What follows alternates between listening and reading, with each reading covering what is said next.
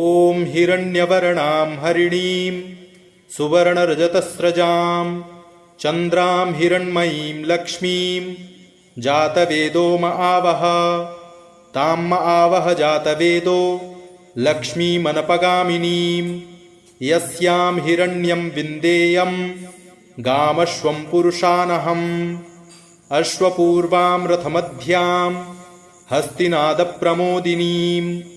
श्रियं देवीमुपहवये श्रीर्मा देवी जुषतां कांसोऽस्मितां हिरण्यप्राकारा मार्द्रां ज्वलन्तीं तृप्तां तर्पयन्तीं पद्मे स्थितां पद्मवर्णां तामिहोपभये श्रियं चन्द्रां प्रभासां यशसा ज्वलन्तीं श्रियं लोके देवजुष्टामुदारां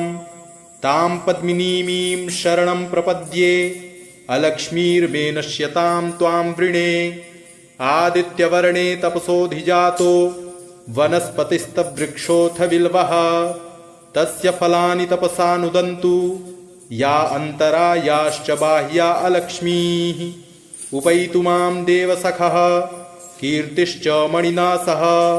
प्रादुर्भूतोऽस्मि राष्ट्रेऽस्मिन् कीर्तिमृद्धिं ददातु मे क्षुत्पिपासामलां ज्येष्ठा मलक्ष्मीं नाशयाम्यहम्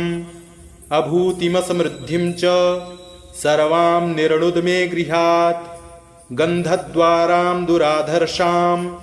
नित्यपुष्टां करीषिणीं ईश्वरीं सर्वभूतानां